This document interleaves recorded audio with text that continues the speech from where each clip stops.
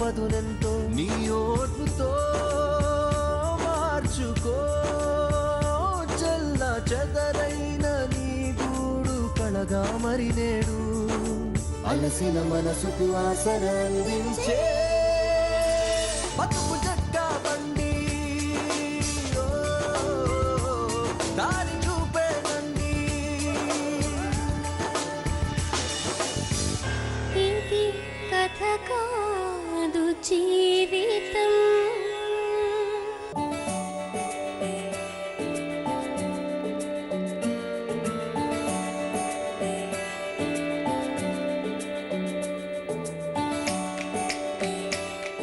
బ్రతుకు చెక్కాబండి కార్యక్రమానికి స్వాగతం. ఇది కథ కాదు జీవితం. వయసు వచ్చిన పిల్లలకు తల్లిదండ్రుల ప్రేమ అర్థం కాకపోయినా, ఇంట్లో వాళ్ళ ప్రేమ దొరక్కపోయినా వాళ్ళ ఆ ప్రేమను బయట వెతుక్కుంటారు. వాళ్ళ ప్రేమను గుర్తించినప్పుడు, ఆ ప్రేమకు విలువనివ్వనప్పుడు వాళ్ళు తమ ప్రేమ నిలబెట్టుకోవడానికి బయట వాళ్ళ సహాయం తీసుకుంటారు.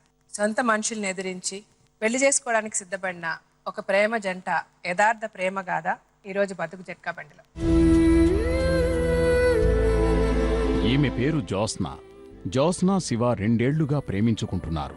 12వ ఏటే ఈమె జీవితంలో విషాదం మొదలైంది. సొంత అన్నయ్యలు స్వార్థంతో ఈమెను పరాయిదానిలా చూస్తుంటే తట్టుకోలేకపోయింది. తండ్రి మరణంతో పూర్తిగా నిస్సహాయురాలు అయిన ఈమెకు శివ పంచిన ప్రేమ జీవితంపై మళ్లీ ఆశలు చిగురించేలా చేసింది. ఇరువురు పరస్పరం ప్రేమించుకున్న జ్యోత్స్న శివలు తమకు పెళ్లి జరిపించమంటూ బతుకు జట్కాబండిని ఆశ్రయించారు. తన ప్రేమకు సహకరించమని మనల్ని అడగడానికి జ్యోత్స్న ఇక్కడికి వచ్చింది. చెప్పండి జ్యోత్స్న, మీ వయసు ఎంత? ఇప్పుడు 21 రన్నింగ్ మేడం. 21 రన్నింగ్. ఎక్కడ జాబ్ చేస్తున్నారమ్మా? ఇంతకు ముందు చేసేదాన్ని మేడం. మా ఫాదర్ చనిపోవడంతో ఇంటి దగ్గరే ఉన్నా. ఓకే, ఫాదర్ చనిపోక ముందు చేసేవారు. మీరు ఎంతమంది తోడబుట్టిన వాళ్ళు? మీకు? నాకు 3 అన్నయ్యలు, తమ్ముడు, చెల్లి. 6 మొత్తం. 6. అన్నయ్యలు ఏం చేస్తున్నారు? జాబ్ చేస్తున్నారా? పెద్ద అన్నయ్య వేరుగా ఉంటాడు. అసలు ఫ్యామిలీ గొడవలు అనేటివి అసలు రాడు. ఫంక్షన్స్ ఉన్నా రాడు. ఏ రాత్రి వస్తాడు పోతాడు. అతనికి పెళ్ళి అయిపోయిందా? పెళ్ళయింది. సో ఆయన ఫ్యామిలీతో ఆయన సపరేట్ ఉంటాడు, ఫ్యామిలీ పట్టించుకోడు. ఓకే, మిగిలిన 2 అన్నలు? 2 అన్నయ్యకి పెళ్ళయింది, 3 పిల్లలు. వాళ్ళ ఫ్యామిలీ వాళ్ళకి. ఇంకొక అన్నయ్య కూడా పెళ్ళయింది. ఖాళీ ఏ పని చేయడు, ఒకరిని చేయనియడు, బ్రతకనియడు. అంటే అతను పని చేయడు, అవన్నీ పని చేయనివాడు. అతను చదువుకున్నాడా? ఓపెన్ 10th ఎగ్జామ్ రాశారు. సరే, మీరు అందరూ ఒకే ఇంట్లో ఉంటారు. ఒకే ఇంట్లో ఉంటారు. కుటుంబం ఎలా నడుస్తుంది? ఒక అన్న వెళ్ళిపోయాడు, ఆయన ఫ్యామిలీ పట్టించుకోడు. ఇంకొక అన్న ఆయన భార్య ఆయన పిల్లల్ని చూసుకుంటాడు. మీ ఫాదర్ లేరు కదా, చనిపోయారు. 3 months అవుతుంది మేడం. 3 months అయింది. అంత ముందు వరకు ఫాదర్ చూసుకునేవారు అంతేనా? ఇద్దరు ఉపాధి హామీ పథకం ఉంటది కదా, ఆ పనికి వెళ్ళేవాళ్ళు అమ్మ నాన్న. సో ఇప్పుడు నాన్నగారు చనిపోయి 3 నెలలు అయింది. అమ్మ ఉన్నారు. ఇప్పుడు అమ్మే కష్టపడి పని చేస్తుంది ఇప్పుడు ఇంట్లో. ఆవిడే చూసుకుంటుందా? మీ తమ్ముడు చెల్లి చదువుకుంటున్నారా? తమ్ముడు డిగ్రీ ఫస్ట్ ఇయర్, చెల్లి 9th ఇంగ్లీష్ మీడియం. 9th చదువుతుంది. మరి ఎట్లా వీళ్ళ చదువుకి అంత డబ్బులు ఎక్కడి నుంచి వస్తున్నాయి? అమ్మాయి గవర్నమెంట్ స్కూల్స్. Government school. సరే, గవర్నమెంట్ స్కూల్లో ఉన్న పుస్తకాలు కొనడం, ఈ బట్టలు, మీ తిండి బట్ట అంతా ఇంకా అమ్మాయి చూసుకుంటుంది. అమ్మాయి కష్టపడాలి. మీరేమైనా చదువుకున్నారా? నేను చదువుకున్నాను మేడం. ఏం చదువుకున్నారు? Degree 2nd year, open degree 2nd year drop out madam. 2nd year తో ఆపేశారు. మరి మీరెందుకు ఎక్కడ జాబ్ చేయట్లేదు? అమ్మకి హెల్ప్ చేయొచ్చు కదా ఎక్కడ జాబ్ చేసి. స్పిన్నింగ్ మిల్ లో సమ్మర్ హాలిడేస్ లో చేశాను. 10th అయిపోయిన తర్వాత సమ్మర్ హాలిడేస్ లో అప్పుడు స్టార్టింగ్ నేను ట్రైనింగ్ తీసుకుంటున్నాను అక్కడ. మా అమ్మకి హెల్త్ బాగాలేదు. నెలకి 4,000 అలా వచ్చేటి. 2 నెలల డబ్బులు తీసుకొని పోయి హాస్పిటల్కి పోయి చూపించి ఆపరేషన్ ఈరోజు ఈవినింగ్ వెళ్ళినా మార్నింగ్ ఆపరేషన్ అయిపోయింది. అక్కడికి వచ్చి కూడా మిగతా డబ్బులు మా అన్న కట్టిండు, మా 2వ అన్నయ్య కట్టిండు. మా చిన్న అన్నయ్య వచ్చి అందరి ముందు 10 మంది ముందు చెప్పు తీసుకొని నన్ను కొట్టడానికి వచ్చింది మేడం. ఎందుకు? నీకేం తెలుసు అని తీసుకొచ్చిన, ఏమన్నా అయిపోయింటే ఎవరు బాధ్యత? నువ్వు చిన్న పిల్లవి, నీకేం తెలుసా అని వచ్చినావు. ఆరోగ్యశ్రీలా ఫ్రీగా చేస్తారు. అన్ని వేలు ఎవరు ఖర్చు పెట్టమన్నారు? వారం రోజులు మేడం. మా అక్క వాళ్ళు రాలేదు, మా పెద్దమ్మలు రాలేదు, మా చిన్నమ్మలు రాలేదు, మా వదినలు రాలేదు. నేను ఒక్కదాన్ని వారం రోజులు ఉన్నా మేడం. చిన్న పిల్లని నేను ఎలా ఉంటాను చెప్పు.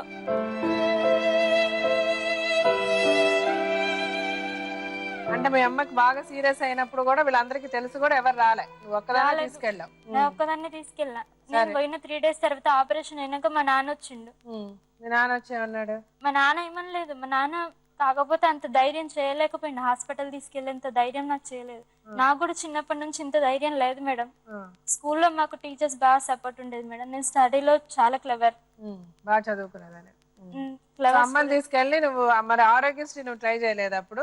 ఆరోగ్యశ్రీలో చేయరు అని అన్నారు. అయినా అంత చిన్న వయసులో నీకు తెలియలేదు, అవన్నీ తెలియలేదు. రెండో అన్ని కొట్టడానికి వచ్చి ఆ తర్వాత డబ్బులు ఇచ్చాడా? టోటల్ గా చిన్న అన్నయ్య. Okay okay. అతను ఏం చేయకుండా ఉంటాడు అన్నావు ఇంట్లో? అతను ఏ పని చేయకుండా ఉంటాడు. అతను కొట్టడానికి వచ్చాడు. తర్వాత ఏమైంది? మా పెద్దన్నయ్య పెంచిండు మేడం నన్ను 18 years వరకు. అంటే స్టడీ పట్ల తను చూసుకునేవాడు. అమ్మ నాన్న హైదరాబాద్ లో పని చేస్తూ ఉండేవాళ్ళు. అన్నయ్య చూసేవాడు నన్ను, చిన్నన్నని, తమ్ముడిని అన్నయ్య చూసేవాడు.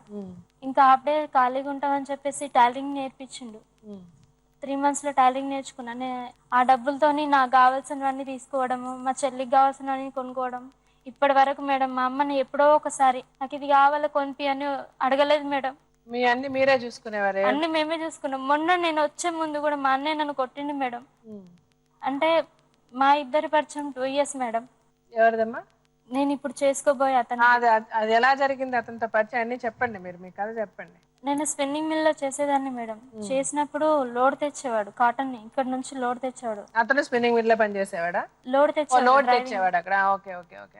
అప్పుడు నంబర్ తీసుకున్నాడు మేడం. తీసుకుని ఒక 1 week. అతను ఏం జాబ్ చేసేవాడు? డ్రైవరా? డ్రైవర్.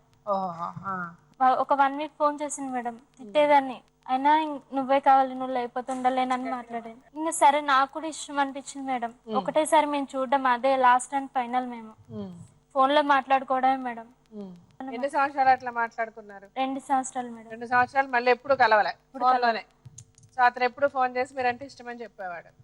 ముందు మీరు తిట్టిన తర్వాత మీకు నచ్చింది, మీరు మాట్లాడేవాళ్ళు. అవును మేడం. ఫాదర్ ఉన్నప్పుడే పరిచయం అయింది కదా అతనితో? అవును మేడం. ఫాదర్ చనిపోయిన తర్వాత అయితే ఒక రోజు ఫోన్ చేసింది మేడం. ఫోన్ చేసినప్పుడు మాట్లాడుతుంటే మా అన్నయ్య చూసాడు. అసలు ఎవరు అతను, అతన్ని తీసుకురా, అతనికి నీకున్న రిలేషన్ ఏంటి, బాగా గొడవ చేసింది మేడం. ఎవరు? మీ చిన్నన్న? మా చిన్నన్న. నేను వంట చేస్తూ పొయ్యి దగ్గర ఉన్నాను. వచ్చిన వెంబడినే కాళ్ళతోని జాడించి ఇక్కడ తన్నిండు మేడం. ఒకటే చెంప ఇట్లా కొట్టేసరికి చెవుల నుంచి ముక్కుల నుంచి రక్తం రానికే కొట్టిండు మేడం. దెబ్బలు భరించలేను. ఇప్పటికీ నొప్పులు తగ్గలే మేడం. 1 month అయింది కొట్టి. కొట్టి అతను ఎవరు, ఎందుకు మాట్లాడుతున్నా అని అడిగాడు మేడం. నువ్వేం చెప్పావు? మా అన్నయ్య కొట్టిండని చెప్పిన మేడం. అయితే అతనికి యాక్సిడెంట్ అయింది ఇంతకు ముందు. నేను వచ్చే ముందు యాక్సిడెంట్ అయింది అనుకోని పరిస్థితుల్లో.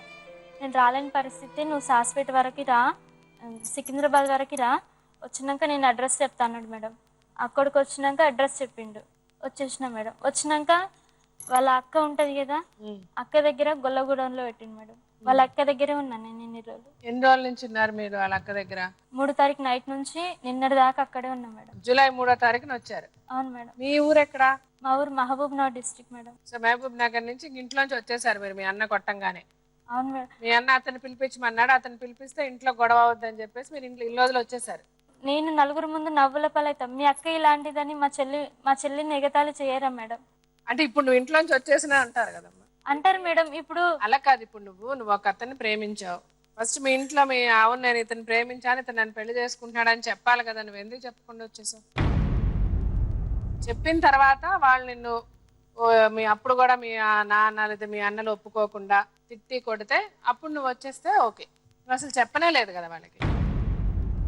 ఇప్పుడు నువ్వు వచ్చింది వాళ్ళకి తెలియదు కదా ఇలాగ వచ్చేసింది? తెలియదు మేడం. నువ్వు ఎక్కడికో వెళ్ళిపోయావని వాళ్ళు ఎత్తుక్కుంటుంటారు. వెతకరు. మీ అమ్మ కూడా వెతకదా? మా అమ్మ కూడా వెతకదు. మీరు మీ అమ్మకు కూడా చెప్పలే? మా అమ్మ కళ్ళ ముందు కొట్టిన గానీ ఏమనకుండా ఉన్నది. మళ్ళీ వచ్చినాక కూడా కొట్టిండు నైట్. మా అమ్మ ఏమనకుండా ఉన్నది. అంటే మీ అమ్మ ఎందుకు ఏమనలేదని అడిగావా నువ్వు? నన్నేం చేయమంటావు? పెత్తనం చేసేది వాళ్ళు అని అంటే కన్న తల్లి ఎందుకు ఉండాలి మేడం అట్లాంటప్పుడు? బిడ్డని కళ్ళ ముందు కొడుతుంటే చూస్తే ఎవరైనా ఊరుకుంటారా? మీది కన్నపేగగా మేడం. సో ఆవిడ ఆపడానికి ప్రయత్నించలేదు అసలు? లేదు, ఏడవడం ఒక్కటి తెలుసు. సరే ఆవిడ భయపడి ఆపలేదమ్మా. ఇప్పుడు ఆవిడ పరిస్థితి కూడా నువ్వు ఆలోచించాలి కదా. ఇప్పుడు ఆవిడకి బాధ ఉండదా నేను కొట్టింది? కానీ ఆవిడ మాట వింటారా మీ అన్నలు? వినకే కదా మేడం. వినరా? నీకు తెలుసు కదా, మరి ఎందుకు నువ్వు ఆవిడని తప్పెందుకు చెప్తున్నావు?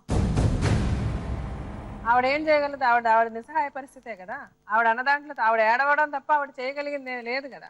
లేదు మేడం, ఇంతకు ముందు ఇప్పటి వరకైనా కానీ అమ్మ నేను ఈ పలానా పని చేస్తున్నాను చెప్తుంటే నేను చెప్పకుండా చేసినా కానీ దాంట్లో కరెక్ట్ నిజాయితీ ఉంటుందని అనుకునేది. నువ్వు ఎక్కడున్నా సరే బిడ్డ క్షేమంగా ఉంటే చాలనేది. నేను చిన్నప్పటి నుంచి వర్క్ చేసి బ్రతికిన మేడం. టైలరింగ్ లేకపోతే స్పిన్నింగ్ లేకపోతానంటే పొలం పనులు లేకపోతానంటే సిస్టమ్, ఏదో ఒక పని చేస్తూనే ఉన్నా. ఇంటికాడ కూర్చోలేను మేడం, నాకు అలవాటు లేని పని. ఖాళీ కూర్చోవడం అంటే అస్సలు నచ్చదు నాకు. సరే అది నచ్చదు కానీ ఇప్పుడు నేను అనేది ఒకటే, నేను అడిగేది ఒకటే.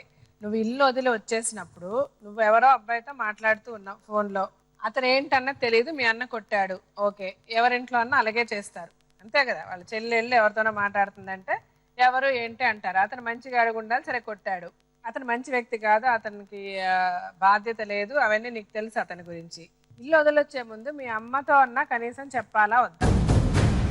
నేను పోతాను చెప్పిన మేడం. ఇట్లా ఊక సతాయిస్తానంటే ఇంట్లో నుంచి వెళ్ళిపోతా, నేను బ్రతకలేను, ఇట్లా చస్తూ బ్రతకలేను. ఎన్నిసార్లు అన్ని 2-3 సార్లు ఇంత ముందు కూడా కొట్టిండు మేడం. సరే నువ్వు ఇప్పుడు వచ్చేటప్పుడు మీ అమ్మతో చెప్పే వచ్చావు? చెప్పాను కాదు మేడం, పోతానే అన్నా. అంటే ఎప్పుడు పోతా అని చెప్పలేదు నేను. కాకపోతే నేను ఇంట్లో ఉండను, పోతా, ఇట్లా సతాయింపులు నాకు వద్దు మేడం అని. అంటే ఏమంది మీ అమ్మ? ఏం చేస్తాం, ఇన్ని రోజులు పోయి పని చేస్తే వద్దానన్నా, నువ్వు పోతే పో, ఏం చేస్తాం, తలరాత ఎట్లుంటే అట్లా అవుతుందని. అంతే, కరెక్టే. మరి అవును, అమ్మ అలాగే అంటది. ఇంకంతకంటే ఏమైనా సరే నువ్వు వచ్చేసిన తర్వాత, ఇప్పుడు వచ్చి దగ్గర 4 రోజులు అయింది కదా, వచ్చి మీ అమ్మకి ఒకసారి మాట్లాడావా నువ్వు? మాట్లాడాను మేడం. ఎప్పుడు మాట్లాడావు? 1 వీక్ అవుతుంది మేడం. ఏం చెప్పావు అమ్మకి ఫోన్ చేసి? ఎక్కడున్నారా అని అన్నది. ఎందుకు నేను చెప్పానని అన్నా మేడం. ఎక్కడుంటే చాలు, మంచిగా ఉంటే చాలు అమ్మా అని అన్నది. నా వరకు ఏంటంటే నిజంగా నీ కథ అంతా వింటే నిజంగా నువ్వు చాలా కష్టపడ్డావు, నీ అన్నలు సరిగ్గా చూసుకోలేదు, ఒక ఆడపిల్ల అయ్యుండి చాలా బాధ్యతారహితంగా మీ ఇంట్లో ప్రవర్తించారు. మీ నాన్న ఉన్నంత వరకు చూసుకున్నాడు కదా, ఆయన చనిపోయాడు. ఆయన చనిపోయిన తర్వాత పాపం మీ అమ్మ మీద ఆవిడకి తోచింది చేస్తూ ఉంది. నువ్వు కష్టాలు పడ్డావన్నీ కరెక్టే, నీ ప్రేమను వాళ్ళు ఒప్పుకోరు కరెక్టే, మీ అన్నలు అన్నీ కరెక్టే. కానీ నా వరకు మటుకు మీ అమ్మగారితో చెప్పకుండా రావడం నాకు తప్పనే అనిపిస్తుంది. అలాగే రెండోది ఏంటంటే, వచ్చిన తర్వాత ఆవిడతో అమ్మ నేను ఇలా ఒక మనిషిని ప్రేమించాను, అతను చాలా మంచోడు, అతను నన్ను పెళ్లి చేసుకుంటానంటున్నాడు, నేను ఇంట్లో ఉన్నా కూడా నన్ను చూసేవాళ్ళు ఎవరు లేరు, అందుకే నేను అతను పెళ్లి చేసుకుంటానన్న విషయం మీ అమ్మగారితో చెప్పాలి. నువ్వు చెప్పకపోవడం మటుకు నాకు అది తప్పే అనిపిస్తుంది. సరే ఓకే, ఇప్పుడు అబ్బాయి పెళ్లి చేసుకోవడానికి రెడీగా ఉన్నాడా? వాళ్ళ ఇంట్లో అందరికి చెప్పాడా? చెప్పాడు మేడం. ఎవరెవరికి చెప్పాడు? వాళ్ళ అమ్మకి, వాళ్ళ అన్నయ్యకి, వాళ్ళ అక్కకి, వాళ్ళ బావకి. సో వాళ్ళందరూ ఒప్పుకున్నారా? అందరూ ఒప్పుకున్నారు మేడం. మీరు వెళ్ళి కలిసారా వాళ్ళ అమ్మగారిని? కలిసాం మేడం. అంటే నేను ఇన్నిసార్లు ఎందుకు అడుగుతున్నానంటే, ఇప్పుడు యాక్చువల్గా సరే మీరు అతను నమ్మి వచ్చేసారు, అతను మంచోడు కాబట్టి సరే కరెక్ట్గా తీసుకెళ్ళి వాళ్ళ అక్క వాళ్ళ ఇంట్లో పెట్టాడు. ఇవాళ రేపు రోజులు బాగాలే కదా. అతను నిన్ను వేరేదన్నా అతను తప్పుగా చెప్పి నీకేదైనా అన్యాయం చేస్తుంటే ఏమైపోతా, నువ్వు ఎవరితో చెప్పకుండా వచ్చేస్తే? ఆ ఒక్క మాట మీద ఆధారపడి రాలేదు. వాళ్ళ అక్కతో మాట్లాడించిన తర్వాత ఆ బేస్ తర్వాతనే వచ్చిన నేను. ఆమె నాకు అమ్మలా సపోర్ట్ ఉంటానంటేనే వచ్చిన నేను. సరే ఇప్పుడు ఆ అబ్బాయిని పిలుద్దాం. ఆ అబ్బాయిని వాళ్ళ అక్కని అందరినీ పిలుస్తాను, పిలిచి మాట్లాడు.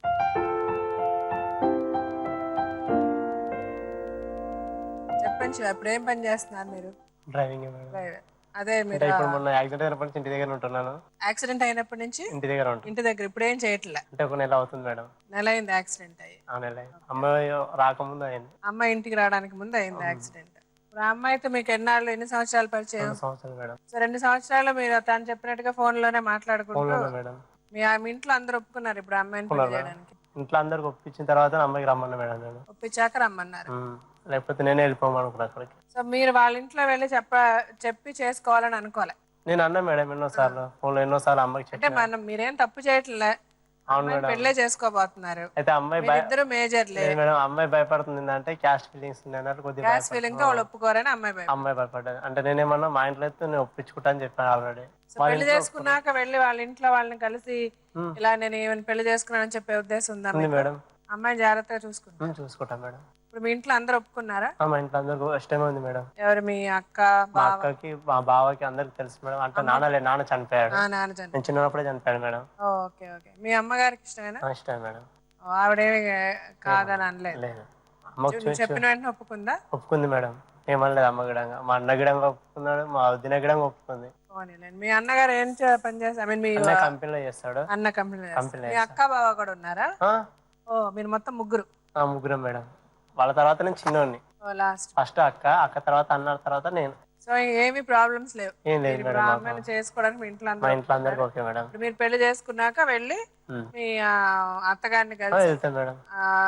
ధైర్యంగా చెప్పి సరేనా? సరే మేడం. సరే అయితే ఒకసారి మీ అక్కని బావని అందరిని కూడా పిలుద్దాం. బాగా రాలేడు మేడం, బాగా రాలేదు, ఇంటి దగ్గర చిన్న పని ఉందని చెప్పి. అక్క అన్న అమ్మ వచ్చారు. సరే వాళ్ళని కూడా పిలుస్తాను ఒకసారి. నీ ముందే మీ ఇద్దరి ముందే వాళ్ళని కూడా అడుగుతారు. సరే మేడం, అడగండి. వాళ్ళు కూడా ఓకే అంటే మీరిద్దరు పెళ్లి చేసుకుంది కానీ మీకు పెళ్లి చేసి పెడతాం. కానీ నువ్వు కూడా అంతే. ఇప్పుడు ఎంత అంటే నాకు నిజంగా నీ పద్ధతి నచ్చింది. 2 years అమ్మాయితో ఫోన్ లోనే మాట్లాడి అన్ని చక్కగా అలాగే కంటిన్యూ చేసి లవ్ మీ ఇంట్లో వాళ్ళని ఒప్పించి అమ్మాయిని నిజంగా ఈ రోజుల్లో నీలాంటి వాళ్ళు చాలా తక్కువ మంది. అమ్మాయి ముఖం చూడలే మేడం అసలు నేను, జస్ట్ ఫోన్ లోనే అంతే. అంటే ఒకసారి చూశాను అంతే, అటు సైడ్ చూసినా మళ్ళీ అసలు చూడలే. సో నిజంగా నీ అదృష్టం అని చెప్పాలంటే దేవుడు ఒకటి తక్కువ ఇస్తే ఒక చెడు చేసినప్పుడు ఒక మంచి చేస్తాడట. అట్లా నీకు సరైన కుటుంబాన్ని ఇవ్వకపోయినా సరైన భర్తని ఇస్తుంటే కదా. సో నిజంగా నువ్వు చాలా అదృష్టవంతురాలు. ఈ అదృష్టం నీకు ఎలా వచ్చిందంటే మీ అమ్మా నాన్న వల్లే. పిల్లలు మంచి చెడు అమ్మా నాన్నల మీద ఆధారపడి ఉంటారు. సో ఎప్పుడూ కూడా అమ్మా నాన్న అన్న వాళ్ళు చాలా ముఖ్యం జీవితంలో, సరేనా? వాళ్ళు నిజంగా తప్పు చేసినా లేదా నీకు అలా అనిపించినా, మీ అమ్మ ఏదన్నా నీ మీద నిన్ను సరిగ్గా చూడలేదు లేకపోతే ఇంకొకటి అంటే పాపం ఆవిడకి చేతకాని పరిస్థితులు ఏదైనా చేసి ఉండాలి. కానీ ఆవిడ మనసులో మీ మీద చాలా ప్రేమ ఉంటుంది. అనుక్షణం ప్రతిక్షణం నీ గురించి ఆలోచిస్తూనే ఉంటుంది, సరేనా? నేను పిలుస్తాను మీ సిస్టర్స్.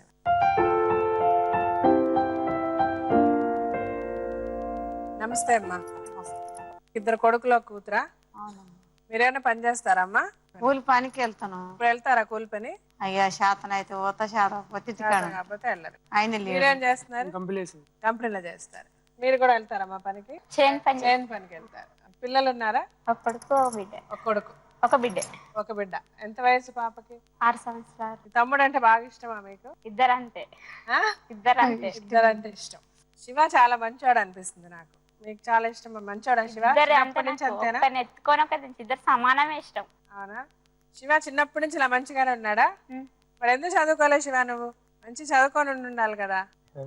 చదువుకుంటే ఇంకా మంచి జాబ్ చేసుకుంటూ ఉండేవాడు, బాగుండేవాడు. నీ మనసు ఇంత మంచిగా ఉన్నప్పుడు నువ్వు చదువుకొని ఉంటే ఇంకా బాగుండేది. మీ అబ్బాయి ఇప్పుడు అమ్మాయిని పెళ్లి చేసుకోవాలనుకుంటున్నాడు. మీకు ఇష్టమేనా? ఇష్టం మేడం. మనస్ఫూర్తిగా ఇష్టమేనా? మనస్ఫూర్తిగా ఇష్టపడండి. ఎందుకంటే తను అంత ఇష్టపడుతున్నప్పుడు మీరు ఇష్టపడాలి. మీరు మనస్ఫూర్తిగా ఇష్టపడితే వాళ్ళు సంతోషంగా ఆనందంగా ఉంటారు కదా.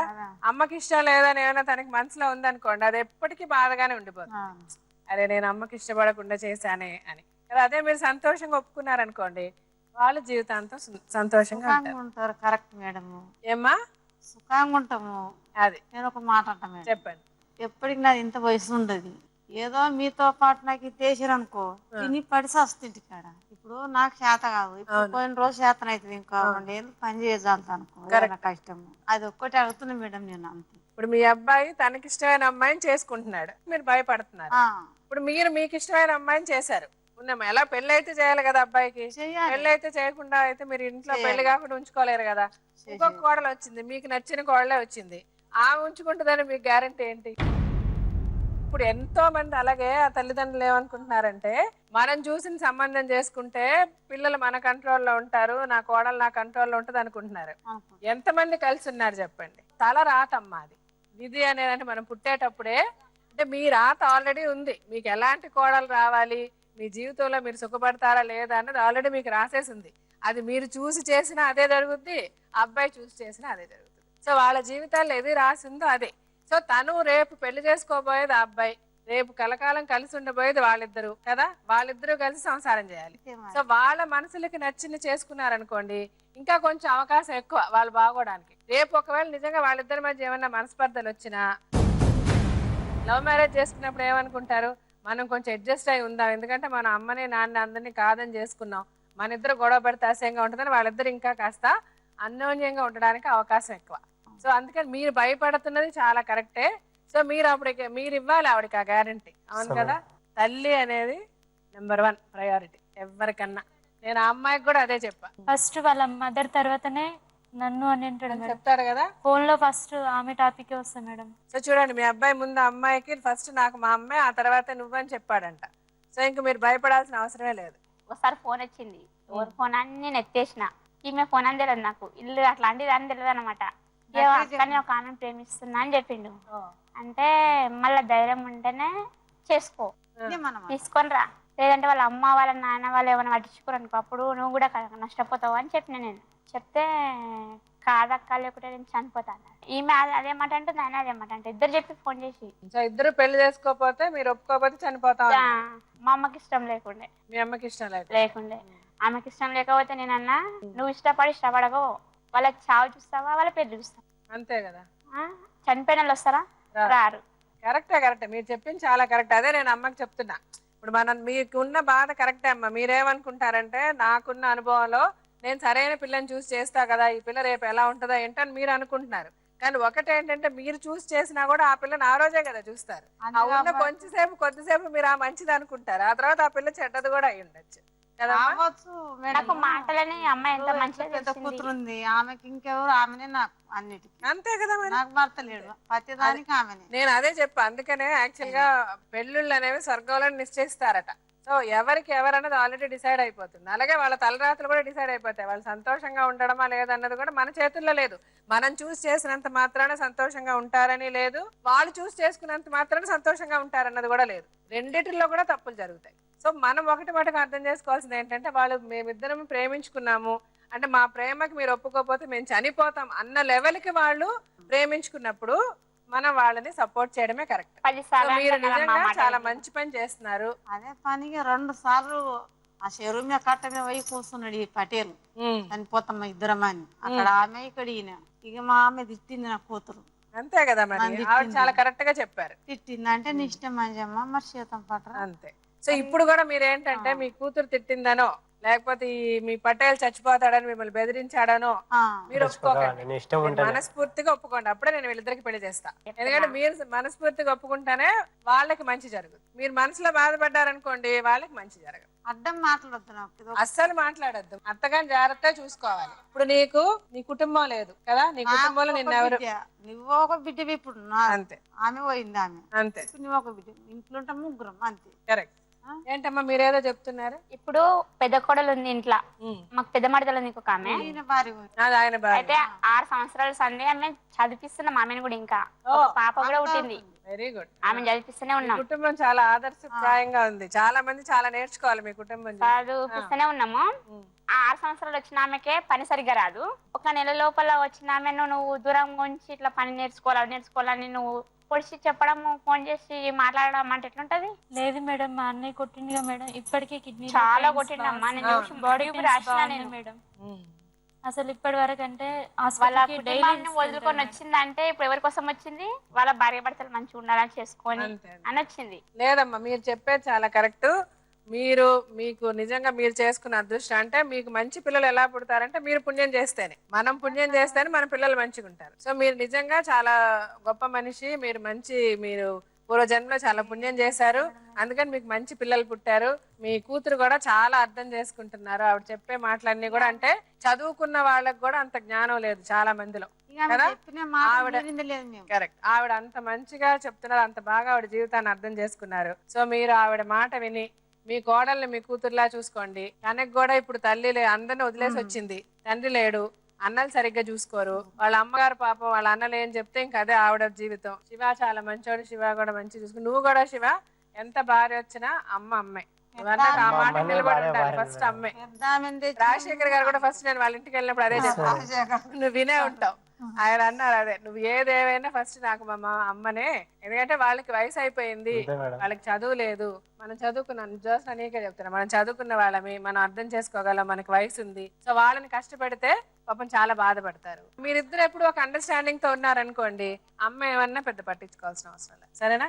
ఓకే. ఇప్పుడు మీ ముగ్గురు మాటలు నమ్మి మీరు ఆ పిల్లని జాగ్రత్తగా చూసుకుంటారని వాళ్ళిద్దరికి మనం పెళ్లి చేద్దాం. ఇప్పుడు మనమే పెళ్లి పెద్దలం. సో రేపు వాళ్ళ జీవితంలో ఏదో వచ్చినా రేపు మనల్ని అంటారు. వాళ్ళు సంతోషంగా ఉన్నా మనం గొప్పవాళ్ళం అంటారు. వాళ్ళకి రేపు ఏదైనా ప్రాబ్లం వచ్చినా మనం తప్పు చేసాం అంటారు. సో మనం తప్పు చేసాం అన్నమాట మనం ఇంకొకరితో రావద్దు, అనిపించుకోకూడదు. అదొక్కటే నేను అనేది. ఇప్పుడు ఈ విషయంలో మనము మన దగ్గర డాక్టర్ గారు ఒక ఆయన వస్తారు ఈ ప్రోగ్రామ్కి, అలాగే లాయర్ గారు కూడా వస్తారు.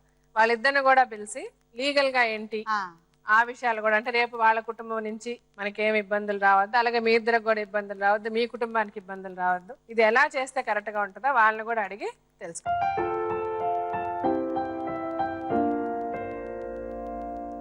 మనం సాధారణంగా గొడవలు, ప్రాబ్లమ్స్, వీళ్ళని వాళ్ళు సరిగ్గా చూసుకోకపోవడం, వాళ్ళని వీళ్ళు సరిగ్గా చూసుకోవడం, అదే కదా నాకు చాలా వీళ్ళ ఈ కుటుంబం చూస్తే నాకు చాలా హ్యాపీగా ఉంది. Especially for a change. Shivani చూస్తే మటు నేను చాలా చాలా ప్రౌడ్గా ఫీల్ అవుతున్నా. అంటే చాలా మంది మగవాళ్ళు చాలా నేర్చుకోవాల్సింది అనిపిస్తుంది నాకు శివాని చూస్తే. అంటే తను ఒకసారి ఆ అమ్మాయిని చూసి ఆల్మోస్ట్ 2 years తను ఓన్లీ ఫోన్ టచ్ లో ఉన్నాడంట అమ్మాయితో. ఈ రోజుల్లో ఏమ్మా అదే చెప్తున్నా, ఈ రోజుల్లో మన సినిమాల్లో చూపించినా కూడా 2వ రోజు వెళ్ళి అక్కడ తిరిగి ఇక్కడ తిరిగి రోడ్లు పెట్టి అట్లా కదా చేస్తారు. అసలు నిజంగా అంటే ట్రూ లవ్ అంటే ఏంటి అన్నది ఏమో అంటే చాలా శివాలో కనబడుతుంది. అంటే మనం ఇది చాలా ఆదర్శవంతమైనటువంటి ప్రేమ అని అనుకున్నామా. ఇది ఎంత ఆదర్శవంతమైన ప్రేమ అని మనం అనుకున్నా కూడా చూసే వాళ్ళందరూ కూడా ఏంటంటే అన్ని పెళ్లిళ్ళు అన్ని ప్రేమలు ఇలాగే ఉంటాయని అనుకోవటం కూడా ఒక విధంగా తప్పే. ఒక విషయం నేను చెప్పేది ఏంటంటే ప్రేమ గుడ్డిది అని అంటారు. యాక్చువల్లీ సైంటిఫిక్ గా దానికి ఒక మాట కూడా ఉంది. అంటే మొనోటనీ ఆఫ్ లవ్ అంటారన్నమాట. అంటే పెళ్లి చేసుకునేంత వరకు ప్రేమ పెళ్లి చేసుకునేంత వరకు ఒక సమస్య, ప్రేమ పెళ్లి చేసుకున్న తర్వాత ఇంకో సమస్య. ఎక్కడ చూసినా కూడా మా దగ్గరికి వచ్చేటటువంటి కేసుల్లో చాలా వరకు ఇవే ఎక్కువ ఉంటున్నాయి. ఇటువంటి పరిస్థితికి ఏంటంటే ఒక సైంటిఫిక్ గా ఒక టర్మ్ ఉందన్నమాట, మొనోటనీ ఆఫ్ లవ్. అంటే తల్లిదండ్రులు వయసు వచ్చిన తర్వాత పిల్లలు పెరుగుతున్నారు కదా, వాళ్ళకి ప్రైవసీ ఇవ్వాలన్నటువంటి ఉద్దేశంతో వాళ్ళ దగ్గరికి రాకపోవటం, కానీ వాళ్ళని పూర్తిగా ఎందుకులే పిల్లలు చదువుకుంటున్నారు వాళ్ళకి అన్ని తెలుసు అని ఒక నమ్మకంతో వాళ్ళు ఉంటారు. అయితే పిల్లలు దాన్ని ఇంకో విధంగా ఏమో అర్థం చేసుకుంటారంటే ఇంకా మా తల్లిదండ్రులు మమ్మల్ని పట్టించుకోవట్లేదేమో అన్నటువంటి పరిస్థితి. వాళ్ళ సమస్యలు ఎవరికి చెప్పాలో అని అర్థం కానటువంటి పరిస్థితుల్లో ఏంటంటే ఎడారిలో ఎండమావు కనిపించినట్టు ఎవరో కుర్రోడు కనిపిస్తాడు, లేకపోతే అమ్మాయి కనిపిస్తుంది, ప్రేమలో పడతారు, వెనక ముందు చూసుకోరు, పెళ్లి చేసుకోవాలని అనుకుంటారు. అయితే ఏంటంటే ఇక్కడ తప్పు ఇద్దరిది కాదు. అంటే పెళ్లి వ్యతిరేకించినటువంటి తల్లిదండ్రులది కాదు, ప్రేమించినటువంటి పిల్లలది కాదు. వచ్చేటటువంటి మెయిన్ ప్రాబ్లం ఏంటంటే ప్రధానంగా కనిపించేటటువంటిది అండర్స్టాండింగ్ లో ఉండేటటువంటి డిఫరెన్స్ అన్నమాట. వీళ్ళు ముందు చూపుతో లేకుండా ముందుగానే పెళ్లి చేసుకున్నారని, తొందరపడి పెళ్లి చేసుకున్నారని తల్లిదండ్రులు అనుకోవటము, పిల్లలు ఏమొచ్చి మాకు అన్ని తెలిసే మేము చేసుకున్నాం అని చెప్పి పిల్లలు అనుకోవటం. సో దీంట్లోనే పెద్ద గొడవలు అవుతున్నాయి. అయితే ఏంటంటే ఒక విధంగా చూసుకుంటే కనుక ఎన్ని కేసెస్ మనం చూసినా కూడా తల్లిదండ్రులకి ఇచ్చేటటువంటి గౌరవం ఎప్పుడైతే పిల్లలు ఇస్తారో అటువంటి పెళ్లిళ్ళు యూజువల్ గా మనం ఏంటంటే కొద్దిగా స్టేబుల్ గా ఉంటున్నాయి అని మనం చెప్పుకోవచ్చు. ఇందులో అంటే ఈ మెసేజ్ నేను ఎందుకు చెప్తున్నానంటే శివ చాలా అదృష్టవంతుడు. ఎందుకంటే మీరందరూ అతను ఒక సైన్యం లాగా వింటున్నారు మీరందరూ. కానీ జ్యోత్స్న విషయానికి వచ్చేటప్పటికి ఒక విధంగా తనకి ఏంటంటే నువ్వు మీ తల్లిని ఒప్పించుంటే కనుక ఇందాక మేడం చెప్పినట్టు ఈ పెళ్లికి ఇంకో విధమైనటువంటి మీనింగ్ కూడా ఉండేదేమో. అంటే నా తల్లి కూడా ఒప్పుకుంది అనేటటువంటి ఒక తృప్తి నీకు ఉండేటటువంటిదేమో. సరే రానున్న రోజుల్లో మీ తల్లి మనసును నువ్వు ఎలా మార్చుకుంటావు అన్నది నీ అదృష్టం. ప్లస్ ఈ మధ్యకాలంలో ఆవిడ మళ్ళీ నీతో మంచిగా మాట్లాడింది అని చెప్పావు కాబట్టి నీకు కూడా ఒక విధమైనటువంటి సంతృప్తి అన్నది ఉంటుంది. మీరిద్దరు పెళ్లి చేసుకునే ఫస్ట్ చేయాల్సిన విషయం పని మటుకు వెళ్ళి వాళ్ళ తల్లిని కలిసి వాళ్ళ అన్నల్ని అందరినీ కలిసి ధైర్యంగా మీరేం తప్పు చేయలేదు, ధైర్యంగా మీరు వెళ్ళి ఇది చేశాను ఇలా చేశాను ఇందుకు చేశాను అని చెప్పుకోండి. అది కరెక్ట్ మేడం. ఎందుకంటే ఎక్కువ శాతం ఇటువంటి మ్యారేజెస్ లో ఏంటంటే ద హీట్ ఆఫ్ లవ్ అంటాం అనమాట. ఆ ప్రేమ యొక్క వేడిలో ఏంటంటే పెళ్లికి దగ్గర అవుతారు. తర్వాత ఏంటంటే చిన్నపాటి సమస్యలు రావటం అనేది అన్ని పెళ్లిల్లో సహజం. అప్పుడు నా అమ్మతో నేను మాట్లాడాలి అని అనుకునేటటువంటి ఆడపిల్లకి చాలా అవసరం. అటువంటి సమయంలో నా తల్లి నా వెనకత లేదు అనేటటువంటి బాధ నీకు ఉండకూడదు. కాబట్టి 100 మీ అన్నదమ్ములు ఒప్పుకున్నా ఒప్పుకోకపోయినా నీ తల్లిని ఒప్పించే ప్రయత్నం మాత్రం రానున్న రోజుల్లో నువ్వు ఖచ్చితంగా చేస్తే చాలా బాగుంటుంది. సరే ఇంకా మ్యామ్ మీరు చెప్పండి లీగాలిటీస్ ఏంటి? అంటే ప్రేమించడం తప్పు కాదు, ప్రేమించి పెళ్లి చేసుకోవడం అంతకంటే తప్పు కాదు. ఇందాక పేపర్స్ అన్ని చూసిన తర్వాత ఆ అమ్మాయి 10th క్లాస్ సర్టిఫికేట్స్ కూడా మేము వెరిఫై చేసామండి.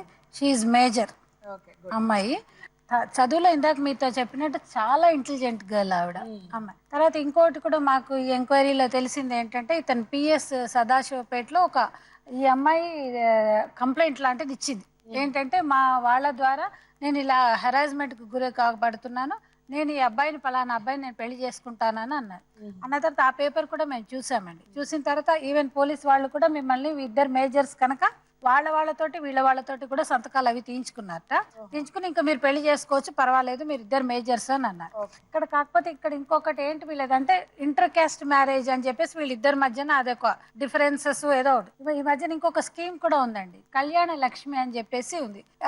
ఎస్పెషల్లీ ఇట్లా ఇంటర్ కాస్ట్ మ్యారేజ్ చేసుకున్న వాళ్ళకి మీ గవర్నమెంట్ తరఫున కూడా మీకు డబ్బులు కూడా వస్తాయి. ఆ యాక్ట్ కూడా ఉంది, ఆ స్కీమ్ కూడా ఉందండి వీళ్ళకి. ఆ కళ్యాణ లక్ష్మి అనే స్కీమ్ కూడా ఉంది. దాని ద్వారా కూడా మీరు వీళ్ళకి ఏదైనా మానిటరీగా అంటే ఫైనాన్షియల్ గా కూడా హెల్ప్ మీరు మేడం గైడ్ చేస్తారు, దాని ప్రకారం మీరు ఫాలో అప్ చేసి మీరు ఆ సహాయం కూడా తీసుకోండి గవర్నమెంట్ నుంచి. తర్వాత ఇంకోటి ఏంటంటే ఈ ప్రేమ వివాహాలలో ఇప్పుడు అన్ని మిగతా వివాహాలలో ఏంటంటే అటువైపు వాళ్ళు ఇటువైపు వాళ్ళు ఉంటారు, మాట్లాడతారు, ఏదైనా పొరపచ్చాలు వస్తే వాళ్ళకి వీళ్ళకి సర్దిపుచ్చుకుంటారు. కాకపోతే ఆడబడుచు అద్దమొగుడు అని అంటున్నారు. ఆల్రెడీ మీ జ్యోత్స్న చాలా తెలివైంది, వాళ్ళ ఆడపడుచుని ఆల్రెడీ మచ్చిగా చేసేసుకుంది కనుక డెఫినెట్ గా మీ ఆధ్వర్యంలో జరిగే ఈ పెళ్లికి డెఫినెట్ గా ఇది మంచి ఒక ఎండింగ్ అనే వస్తుందమ్మా.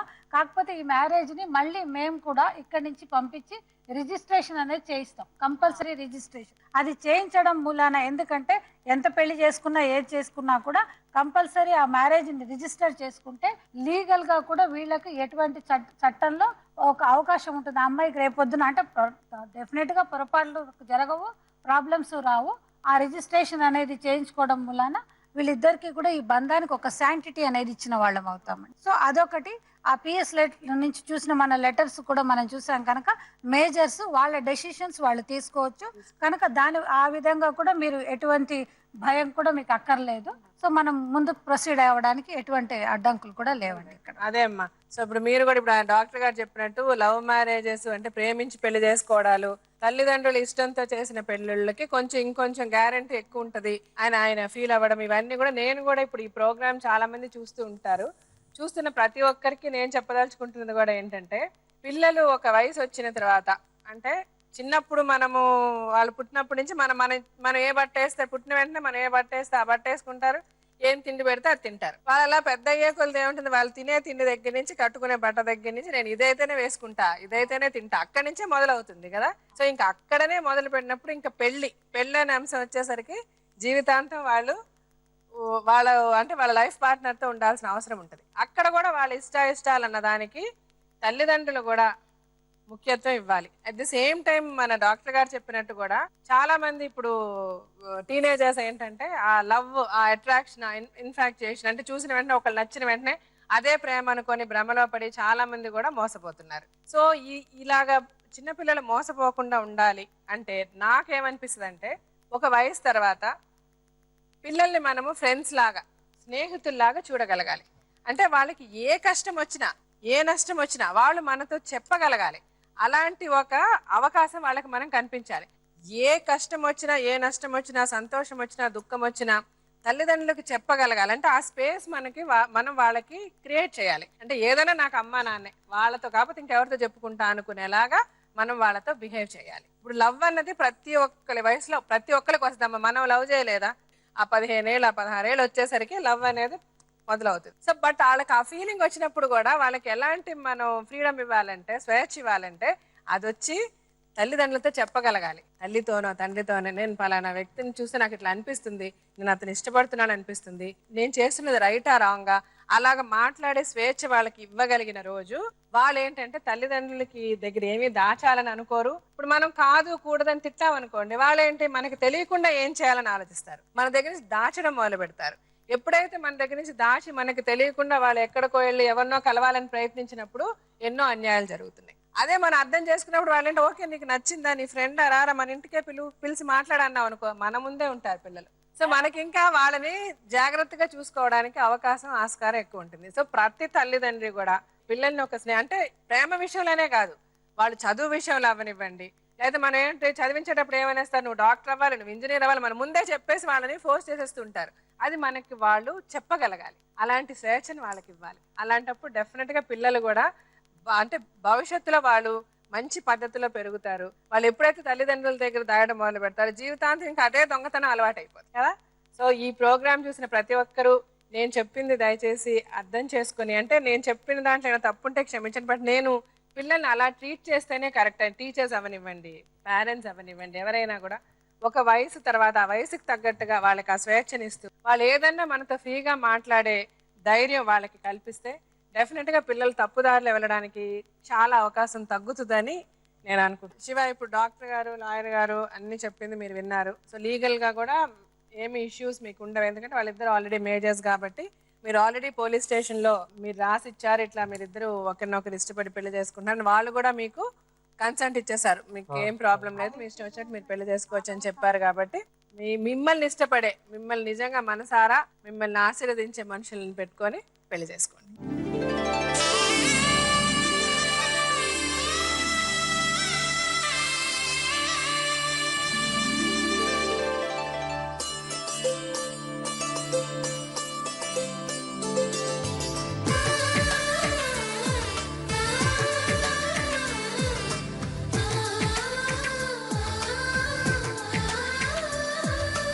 అలనాటి రామచంద్రుడి కన్నింత సాటి ఆపలనాటి. ఓం శ్రీ మహాగణాధిపతయే నమః. శ్రీ గురుభ్యో నమః. హరి ఓం.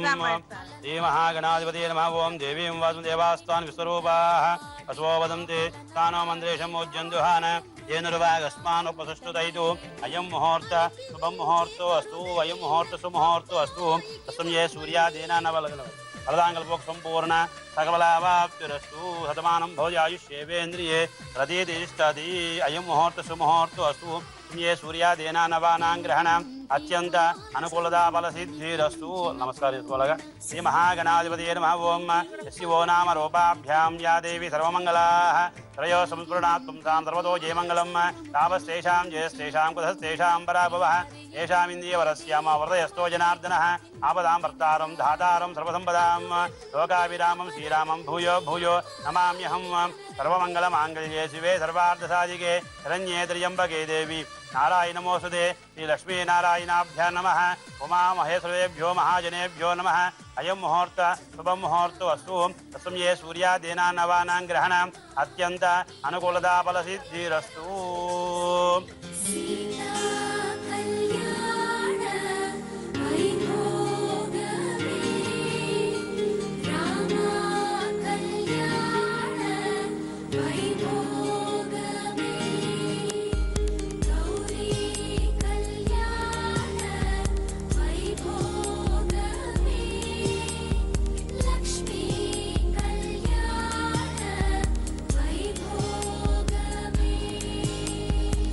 ओम या फलिर्या बला पुष्पायास्य पुष्पिणीः बृहस्पति प्रसोदास्तानो मुञ्चन्त्वगम् असः.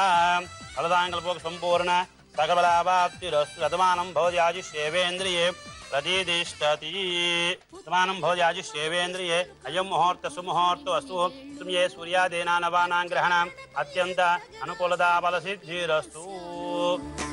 నేలకు జారిన తారకలై ముత్యాల తలంబ్రాలు ఇద్దరి తలపులు ముద్దగా తడిపిన తుంటరి జలకాలు. అందాల జంట అందరి కంటికి విందులు చేసే సమయాన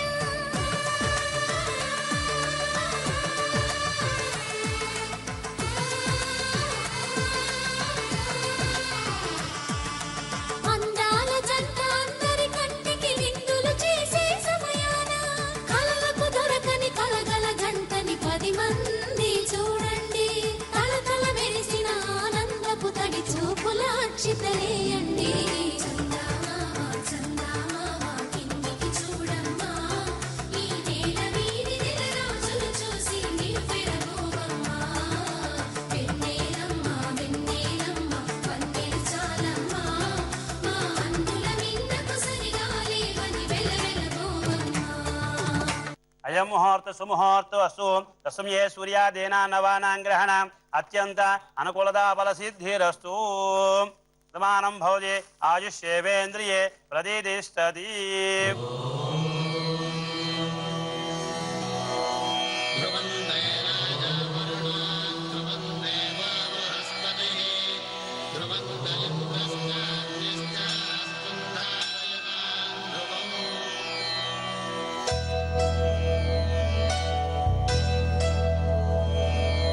ధర్మార్థ కామములలోన ఏనాడు నీ తోడు ఎన్నడు నే విడిచిపోను. ఈ బాస చేసి కనిండు నూరేళ్ళు నీ నీడనై నిలిచి కాపాడుతాను. నీ నీడనై నిలిచి కాపాడుతాను.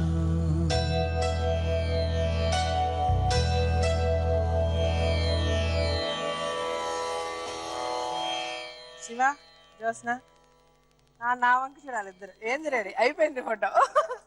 మీరిద్దరు మీ మనసుకి ఇష్టపడ్డట్టు, అంటే మీరిద్దరు కాదు ఒకరే, ఓకే? అలాగ ఒకరినొకరు చూసుకోవాలి. తనకి కష్టం అంటే నువ్వు, నీకు కష్టం అంటే తను, మీకు మీరిద్దరే. అమ్మను అంత బాగా చూసుకోవాలి.